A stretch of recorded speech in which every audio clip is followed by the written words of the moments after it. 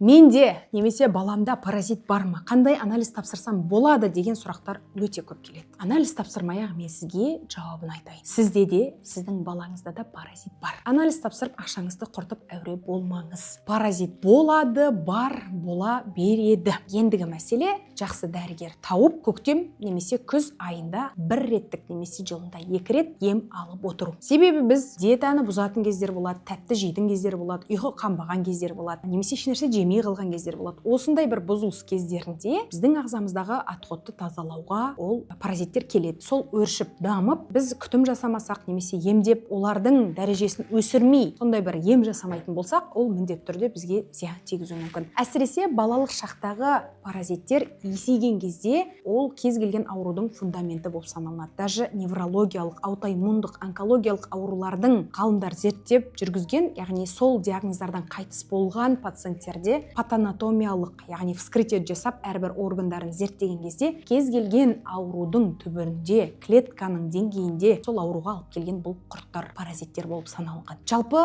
Биодетокс клиникасы, яғни мен Айгерім Биболатқызы, бұл паразиттерді қалай емдейміз? Бұл паразиттерді біз жүйелі түрде барлық органдарға қатысы бар инфекцияларға әсер ететін препараттар арқылы бірінші механикалық чистка жасау арқылы және кейін препараттар беру арқылы бірінші этап ем жүргізіп аламыз. Келесі этап клетка деңгейінде өмір сүріп жатқан, клетканың ішінде қабыну процестерін тудыртып жатқан, яғни грибковый инфекция, кандидоз инфекциялары, вирустық инфекциялар және бактериялық стафилококк, стрептококк, пелонефрит, гломерулонефрит, жүрек қабыну ауруларына дейін, ревматизмге дейін, және де мынау Паркинсон, Альцгеймер ауруларына дейін әсер етіп жатқан ұсақ паразитарлық бактериялық вирустық инфекциялардың емдейтін клетка деңгейіндегі екінші этаптық 40 күндік антипаразиттік тазалау процестері жүріп жатыр. Бұл емдер арқылы кез келген адамның ағзасындағы жиналған паразиттерден, жаңағы аурулардан тазарып отыру, алдын алып отыру. Яғни артрит, артроз, давлениенің көтерілуі, инфаркт, инсульт деген диагноздарға жетпей жатып, жас кезде, сау кезде, энергияң, күшің, мүмкіндігің бар кезде алдын алып тастау. Жай ғана осы нәрселерді алдын ала жасап отыратын болса, болашақта жаңағыдай уақытыңды, өміріңнің сапасын,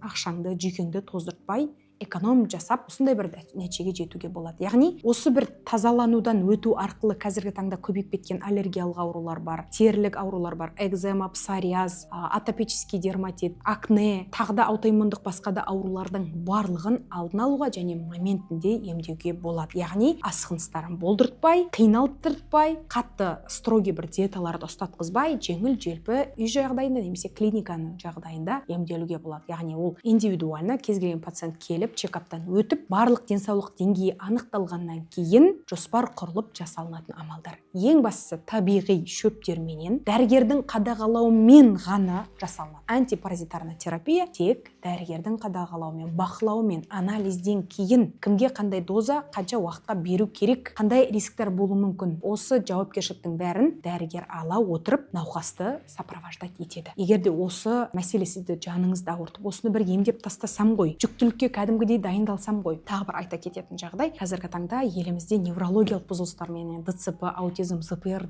диагноздарымен туылып жатқан адамдар бар. Балалар. Бұл неге? Ата-анасы сол профилактикалық дайындықты дұрыс жүргізбегендіктен, осы клетка деңгейіндегі инфекциялардан арылмағандықтан, даже цитомегаловирустар, грибковый инфекциялар осы ауруларға болғаннан кейін баланы шалдықтырып жатыр. Сондықтан сұрағыңыз болса төменге номер қалдырып кетемін, сол номерге жазып жауабыңызды алсаңыз болады. Ақпарат пайдалы болса парақшаға тіркеліп алыңыз және уведомлениені қосуды ұмытпаңыз. Бұдан да керемет, түсінікті тілде ақпараттарды жіберіп алмаңыздар.